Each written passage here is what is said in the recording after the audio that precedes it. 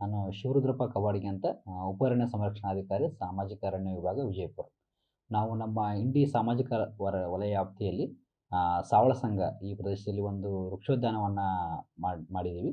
ವೃಕ್ಷೋದ್ಯಾನದ ಹೆಸರು ಬಂದುಬಿಟ್ಟು ಶ್ರೀ ಜ್ಞಾನಯೋಗಿ ಶ್ರೀ ಸಿದ್ದೇಶ್ವರ ಸ್ವಾಮೀಜಿಯವರ ಹೆಸರಿನಲ್ಲಿ ಈ ಒಂದು ವೃಕ್ಷೋದ್ಯಾನವನ್ನು ನಾವು ಮಾಡಿದ್ದೀವಿ. ನಮ್ಮ ಅರಣ್ಯ ಇಲಾಖೆಯ ಒಂದು ಟ್ರೀ ಪಾರ್ಕ್ ಯೋಜನೆಯಡಿ ಈ ಒಂದು ವೃಕ್ಷೋದ್ಯಾನ ಕಾರ್ಯಕ್ರಮವನ್ನು ನಾವು ಕೈಗೊಂಡಿದ್ದು. ಸೊ ಸದರಿ ವೃಕ್ಷೋದ್ಯಾನದಲ್ಲಿ ಈಗಾಗಲೇ ನಾವು 2.6 ಕೋಟಿ ವೆಚ್ಚಗಳಲ್ಲಿ ಒಂದು ಅದ್ಭುತ ವೃಕ್ಷೋದ್ಯಾನ ಈಗಾಗಲೇ ಜನರಿಗೆ ರೆಡಿಯಾಗಿದೆ. ಸೊ ಇನ್ನು ಕೆಲವೇ ದಿನಗಳಲ್ಲಿ ನಾವು ಅದನ್ನು ಉದ್ಘಾಟನೆಯೂ ಕೂಡ ಸಜ್ಜುಪಡಿಸ್ತಾ ಇದ್ದೀವಿ. ಸದರಿ ಉದ್ಯಾನದಲ್ಲಿ ಮುಖ್ಯವಾಗಿ ಮಕ್ಕಳಿಗೆ ಆಟಿಕೆ ಸಾಮಾನುಗಳನ್ನು ನಾವು ಅರೇಂಜ್ ಮಾಡಿದ್ದೀವಿ ಮತ್ತು ಸುಂದರಭರಿತವಾದ ಪ್ಯಾರಾಗೋಲಗಳು ಮತ್ತು ರಮಣೀಯವಾದ ಜಿಪ್ಲೈನ್ ವ್ಯವಸ್ಥೆ ಕೂಡಲೇ ಶುರುವಾಗಲಿದೆ. ಮುಖ್ಯವಾಗಿ ಮಕ್ಕಳಿಗೆ ವಿಜ್ಞಾನದ ಬಗ್ಗೆ ಅರಿವು ಮೂಡಿಸಲು ಒಂದು ವಿಜ್ಞಾನವನವನ್ನು ಕೂಡ ನಾವು ಮಾಡಿದ್ದೀವಿ. ಹಾಗೂ ವಿಶೇಷವಾಗಿ ಹಿಂದಿನ ದಿನಗಳಲ್ಲಿ ಇದ್ದಂತಹ ಹಳ್ಳಿಯ ಶೈಲಿಯನ್ನು ಮತ್ತೆ ಮರುಸ್ಥಾಪಿಸಲು ನಾವು ಹಳ್ಳಿಯ ವನವನ್ನು ಕೂಡ ಅಲ್ಲಿ ನಾವು ಸ್ಥಾಪನೆ ಮಾಡಿದ್ದೀವಿ.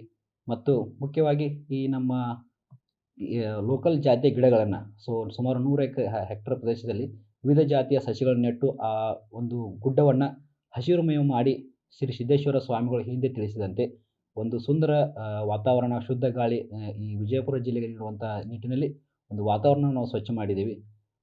ಹಿಂದಿನ ದಿನಗಳಲ್ಲಿ ಹೇಗಾಗ್ತಾ ಇತ್ತಂದರೆ ಯಾವುದೊಂದು ಫೋಟೋ ಶೂಟ್ಗೆ ಅದು ಹೋಗ್ಬೇಕಂದ್ರೆ ದಾಂಡೇಲಿ ಹಾಗೂ ಇದಕ್ಕೆ ಹೋಗುವಂಥ ಪರಿಸ್ಥಿತಿ ಇತ್ತು.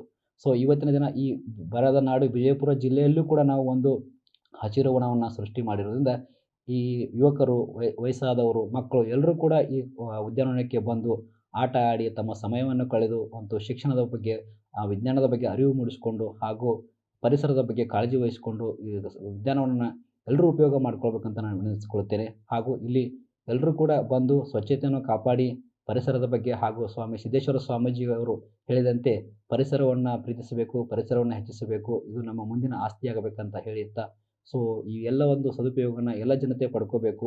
ಈಗಾಗಲೇ ಇದು ಇನ್ನೂ ನಾವು ಉದ್ಘಾಟನೆ ಮಾಡಿಲ್ಲ, ಆದರೂ ಕೂಡ ಒಂದು ಜನರ ಸಂಪರ್ಕ ಭಾಳ ಚೆನ್ನಾಗಿ ಬಂದಿದೆ. ಸೊ ಜನ ತುಂಬ ಬರ್ತಾ ಇದ್ದಾರೆ. ನಾವು ಅವ್ರಿಗೆ ಎಲ್ಲ ಫೆಸಿಲಿಟಿನ ಅಲ್ಲಿ ಕುಡಿಯೋ ನೀರಿನ ವ್ಯವಸ್ಥೆ, ಶೌಚಾಲಯ ವ್ಯವಸ್ಥೆ, ವಾಹನ ನಿಲುಗಡೆ ವ್ಯವಸ್ಥೆ ಹಾಗೂ ಫುಟ್ಪಾತ್ ಮತ್ತು ಪ್ಯಾರಾಗೋಲಾ ಎಲ್ಲ ವ್ಯವಸ್ಥೆಗಳನ್ನ ಅಲ್ಲಿ ಮಾಡ್ತಾ ಇದ್ದೀವಿ. ಸೊ ಇದನ್ನು ಸದುಪಯೋಗನ ಎಲ್ಲ ವಿಜಯಪುರ ಜಿಲ್ಲೆ ಹಾಗೂ ಸುತ್ತಮುತ್ತ ಜಿಲ್ಲೆ ಎಲ್ಲರೂ ಇದನ್ನು ಸದುಪಯೋಗ ಪಡಿಸ್ಕೋಬೇಕು. ಹಾಗೂ ಯುವಕರು ಕೂಡ ಒಂದು ಸೋಷಿಯಲ್ ಮೀಡಿಯಾ ಮುಖಾಂತರ, ರೀಲ್ಸ್ ಮಾಡೋ ಮುಖಾಂತರ ಇದನ್ನು ತುಂಬ ಚೆನ್ನಾಗಿ ಉಪಯೋಗ ಮಾಡ್ಕೊಂಡಿದ್ದಾರೆ. ಇದರ ರೆಸ್ಪಾನ್ಸ್ ತುಂಬ ಚೆನ್ನಾಗಿ ಬಂದಿದೆ. ಇದನ್ನು ಉಪಯೋಗನ ಎಲ್ಲರೂ ಪಡ್ಕೋಬೇಕು ಅಂತ ನಾನು ಎಲ್ಲರೂ ಕೇಳ್ಕೊಳ್ತೇನೆ.